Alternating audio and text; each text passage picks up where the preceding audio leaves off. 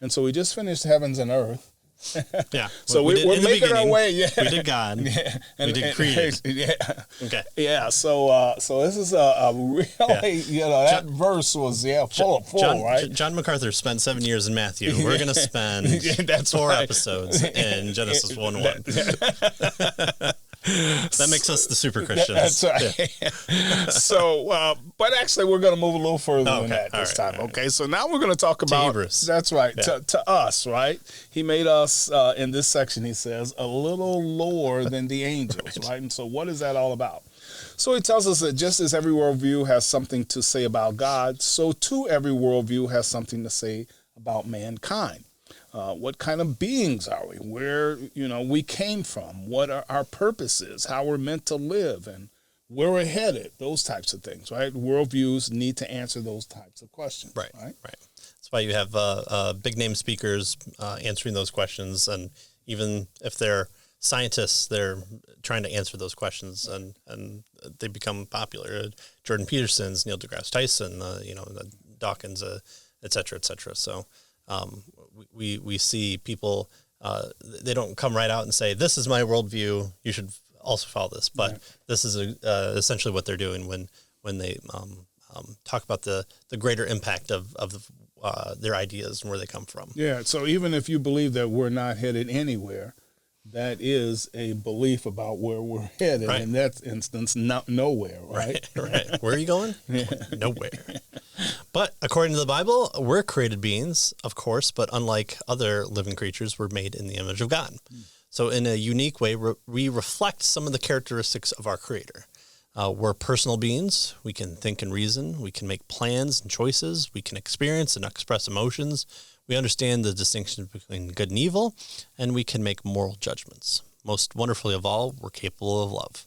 We can know the joy of both giving and receiving love from another person.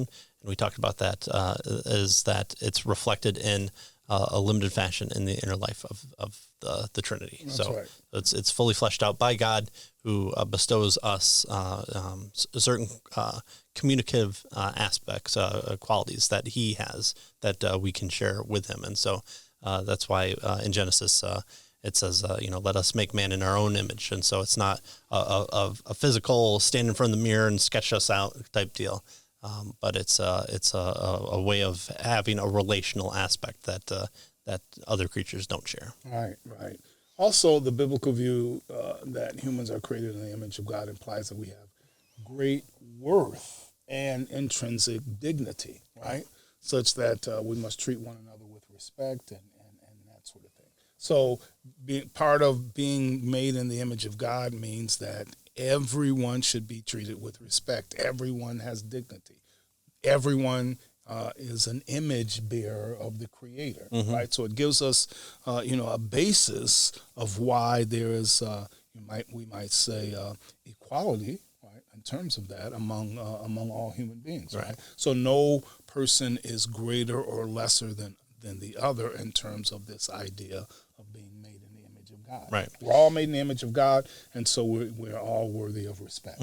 It's the idea too of God subverting that expectation with choosing of secondborns in the Old Testament, or David, who is this puny shepherd kid, and it's clearly not this man, or Jesus coming and being reflective of just a normal person who doesn't really stand out. And so it's also reflected in the good old letter to Philemon from Paul, who says he's not saying anything about slavery or releasing this person, but he says, treat this person as you would a fellow brother. That's right. And that should make Philemon pause and go, ooh, okay, all right. Regardless of your status in life, or how rich or poor or whatever, right? Social standing, we're all created in the image of God, and so we all have dignity. We all have, and we should be treated and worth, and we should be treated with respect. It's why the early church looked weird to people, because you had Jews and Gentiles, you had rich people and poor people, you had men and women, all serving one God. It was a sight to behold, if you could behold it. So. Yeah. Also, being created in the image of God indicates weighty responsibilities on our part. Right? Man, So, yeah. I want the good, not the bad. Right. As the book of Genesis teaches, God has delegated to us the responsibility of ruling over creation. Right. And now, what does this have to? What are the implications of this? Well, this kind of rule implies care and nurture for what God has made. So it's not a license to, dominate and exploit all of nature, but we might, the Bible uses the word stewards of nature, right? We're to care for it. We don't own it.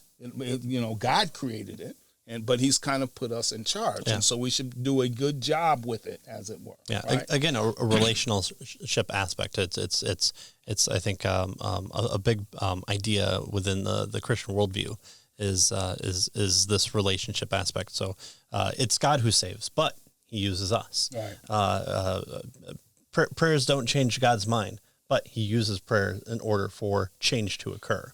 And so G.K. Beale has a really good book on this, expansive nature of the garden motif within the original Garden of Eden, and then the tent of meetings, and then the temple, and then the church, and then the end times. And I'll include that in the links below. So I think it's God dwells with us, something along those lines. It was an excellent book.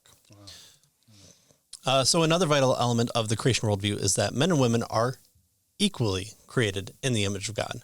While men and women are obviously different in significant respects, God designed the two genders to complement one another. I'm sorry, we just lost the YouTube on us, so please don't report us. We're coming from the underground. We're in the underground city of Alberta, Canada. No, I don't know. Providence, I understand. Yeah. So nowhere is this seen more vividly than in marriage, the foundation for family life, which serves in turn as the basic building block of human societies. In the Christian view, marriage is both a divine gift and a divine institution. So when were people married? Before the government came around. Wow. But also because God's the ultimate arbiter of those things. So it's divinely inspired. So get your own things, weirdo people. That's a government. Yeah. God has marriage, not you. Yes. Right? Get your own Stop it. institution. Yeah. You're appropriating our culture. or God's, domain. Yeah. Right? So one question every worldview addresses at some level is this: why are we here? Right? So we're created. God created us in His image, but why? Right? Or posed another way, what's our ultimate purpose? Right? Well, you're just a cosmic accident. You have no real special quality to you.